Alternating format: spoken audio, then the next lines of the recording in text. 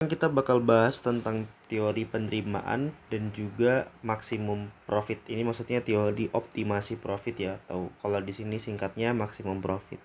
Nah, kita kan tahu ya, di awal orientasi produsen atau apa yang pengen dicapai oleh produsen di ilmu ekonomi itu adalah untuk mendapatkan profit yang maksimum, atau dia itu memaksimumkan profit gitu. Dimana profit itu secara mikroekonomi disimbolkan dengan variabel P gitu.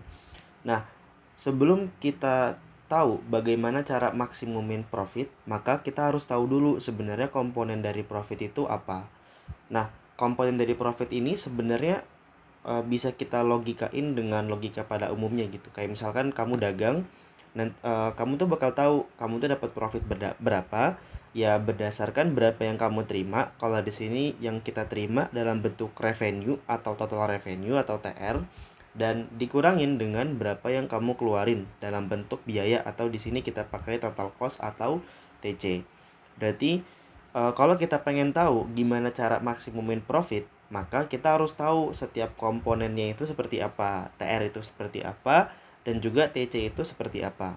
Nah, kalau untuk TC sendiri, ini kita nggak bakal bahas karena sebelumnya kan udah dipelajarin ya di materi sebelumnya. Ini udah dipelajari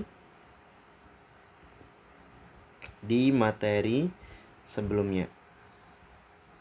Nah, atau ini di teori perilaku produsen ya, spesifiknya di teori biaya produksi. Nah, tapi yang total revenue ini kan kita belum bahas kan. Berarti kalau misalkan kita pengen lanjut membahas tentang gimana maksimum profit, maka kita harus tahu dulu kondisi profit itu nanti seperti apa, kondisi total revenue itu seperti apa. Nah, makanya nanti sebelum masuk ke sana kita bakal fokus dulu nih buat bahas ini. Jadi kita bakal bahas ini dipelajari sekarang. Nah, nanti kalau misalkan TR-nya atau total revenue itu udah selesai, kita baru bakal bahas tentang gimana sih caranya mengoptimalkan profitnya gitu, atau memaksimumkan profitnya. Nah, kalau kita lihat dari rumusnya, berarti kemungkinan besar profit itu atau CP itu tuh punya dua kemungkinan nilai. Sebenarnya tiga. Tapi kita nggak terlalu fokus ke yang satunya, itu nanti bisa kita bahas. Tapi kita bakal fokus ke yang dua utamanya gitu. Nah, dari komponennya, profit itu bisa nilainya positif. Nah, nilainya positif ini itu terjadi ketika nah kalau kalian lihat, profit itu kan terdiri dari TR dikurang TC kan. Berarti ada yang plus yaitu si TR, dan ada yang minus yaitu si TC. Nah, kalau misalkan nilainya positif, berarti yang plusnya itu yang lebih besar gitu. Berarti kondisi terjadi ketika TR-nya itu lebih besar dari TC. Ini kita balik ya logiknya. Berarti kalau TR-nya lebih besar dari TC, maka nanti nilai P-nya itu bakal positif gitu. Nah, positif ini itu disebut sebagai profit, atau kalau bahasa Indonesianya itu laba atau untung gitu. Nah, kalau perusahaan itu mendapatkan profit dari berbagai kemungkinan yang ada, maka perusahaan itu bakal berusaha untuk mencari kondisi profit yang paling maksimum atau maximizing profit gitu. Jadi perusahaan itu bakal mencoba mencari profit yang paling maksimum. Nah, kemungkinan kedua, kalau tadi yang positif atau yang plus yang lebih besar, kemungkinan keduanya berarti yang negatif yang lebih besar, berarti TR-nya lebih kecil dari si TC. Nah, kalau ini terjadi, maka nilai P-nya itu bakal negatif gitu karena pengurangnya lebih besar. Nah, ini sebutannya adalah loss, atau kalau bahasa Indonesianya itu adalah rugi. Nah, kalau si perusahaan itu mendapatkan kerugian, maka perusahaan itu bakal berusaha untuk mendapatkan kerugian yang paling minimum, atau kita sebutnya itu minimize loss. Jadi dalam materi ini kita bakal bahas secara garis besar itu. Pertama, kondisi revenue-nya seperti apa. Terus yang kedua, bagaimana caranya memaksimumkan profit, dan juga beberapa kondisinya. Jadi kalau misalkan kita rekap nih, sebelum kita mulai masuk ke materi lebih detailnya, jadi kita bakal bahas teori penerimaan dan juga profit gitu. Nah, di teori penerimaan kita bakal bahas nih. Pertama itu komponennya dulu gitu. Dimana seperti komponen-komponen di variabel ekonomi lain, kayak misalkan di teori produksi, di teori biaya produksi, itu ada total, ada average, ada marginal. Di sini juga sama, di teori penerimaan ada totalnya, ada average-nya AR, dan ada marginalnya MR. Nanti kita bakal lihat nih satu-satu gitu, kira-kira nilainya itu seperti apa dan hubungan satu sama lainnya seperti apa. Nah, terus yang kedua, di teori penerimaan ini penting kalian pahamin bedanya. Kenapa? Karena teori penerimaan itu adalah basic yang harus kalian ingat nanti sebelum masuk ke struktur pasar.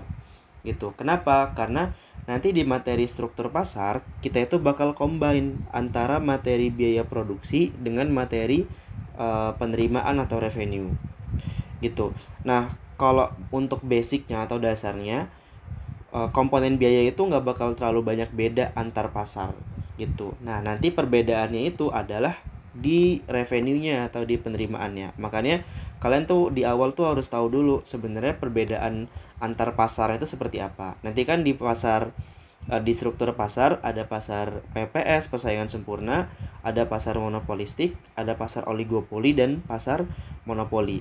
Tapi secara garis besar perbedaan strukturnya itu tuh kebagi jadi dua, yaitu pasar yang persaingan sempurna, perfectly kompetitif, dan pasar yang non persaingan sempurna nih yang terdiri dari tadi monopolistik, oligopoli, sama monopoli. Jadi kita bakal lihat perbedaan dari dua jenis struktur pasar ini tuh revenue-nya kayak gimana bedanya gitu. Karena memang nanti ada perubahan yang cukup signifikan bedanya gitu.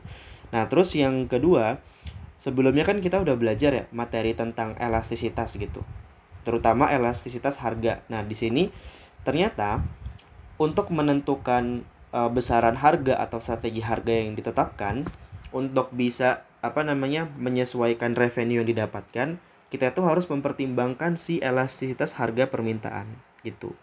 Jadi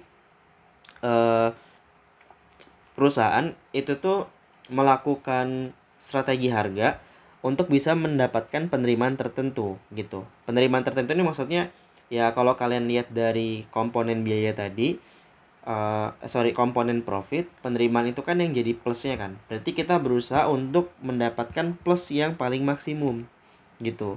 Nah, kalau plus yang paling maksimum maka nanti itu ada hubungannya dengan elastisitas harga permintaan. Jadi kalau misalkan kondisinya elastis seperti apa dan kondisinya inelastis seperti apa. Jadi nanti perusahaan itu bakal menentukan strategi harganya untuk bisa mengoptimalkan si penerimaan bergantung pada elastisitas harga permintaan si barangnya. Apakah dia relatif elastis atau relatif inelastis. Jadi itu yang bakal kita bahas nih di teori penerimaan.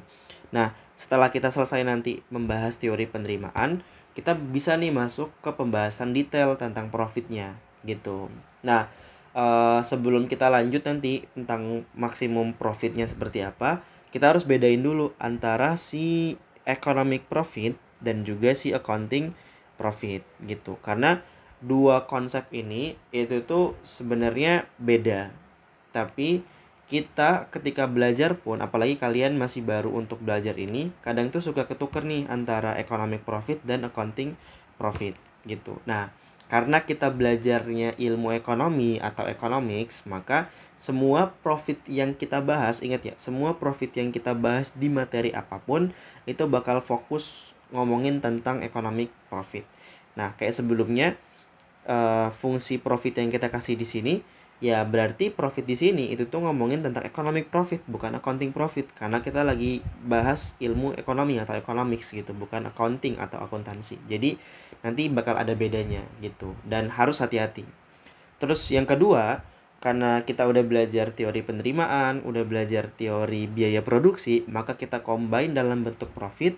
Terus kita berusaha nih untuk mencapai kondisi profit yang optimal gitu. Nah, mungkin dari kalian beberapa itu udah tahu gitu aturan untuk optimal profit, entah itu maksimum profit atau minimum loss, itu tercapai di kondisi MR sama dengan MC. Nah, ini mungkin kalau kalian yang belum tahu, jadi kalau pengen mendapatkan profit optimal, kita harus mencapai kondisi MR sama dengan MC.